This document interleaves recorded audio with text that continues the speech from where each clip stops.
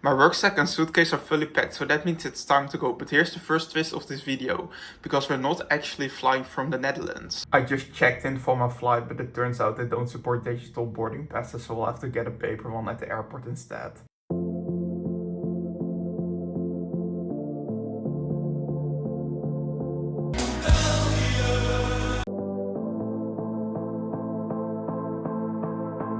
We had driven for a while, so we stopped here alongside the road to rest a bit.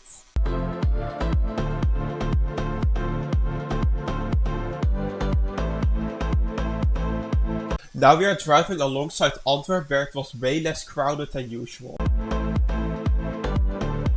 This parking garage was right by the terminal, which was really convenient.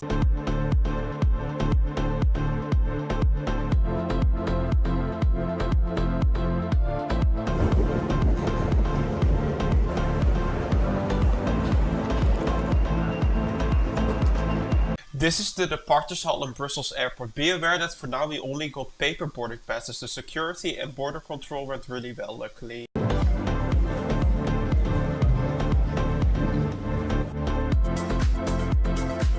You can see that Brussels airport is relatively small with only 2 terminals.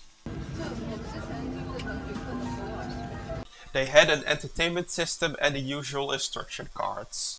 Your safety is important to us. Please watch this safety video carefully.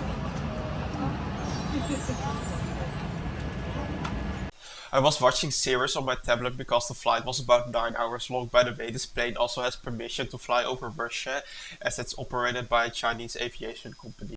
They have a couple of options for the meals. Usually it's either beef rice or chicken noodle. I went with beef rice this time. It also usually comes with some fruits and a piece of bread and butter. Also, I ordered this all in Chinese because I've been studying that myself the past 1.5 years for fun.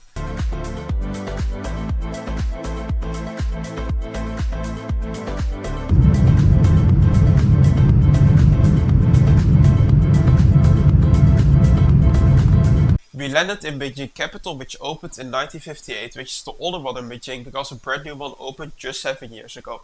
This airport is still pretty big though, as it still has 3 different terminals.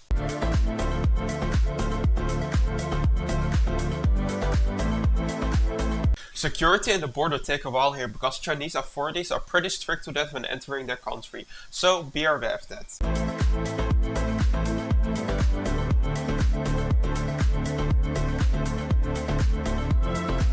Can someone in the comments tell me why they had Nifty here at the conveyor belt?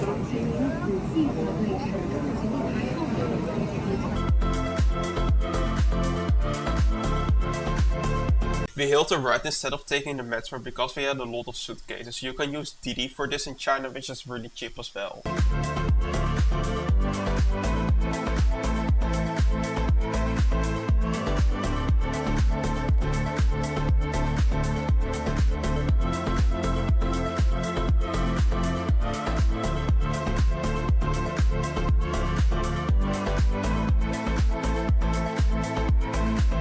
It was early in the morning, so there weren't a lot of cars on the road. There's a lot of these living towers, which is how the Chinese government manages to store a lot of people within a relatively small area.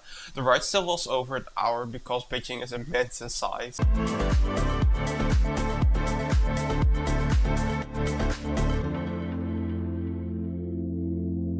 This is the area outside of the hotel. We had to wait a while before we could check in because our rooms were still being cleaned. Because of this, I went to the convenience store at this mall nearby to get some breakfast.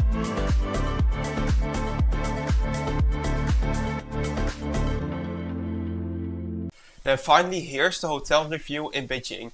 You mostly get a lot in China for the money you pay. We even had our own couch and desk. That's me in the mirror. We were all jet lagged as hell, so we went to sleep quite fast.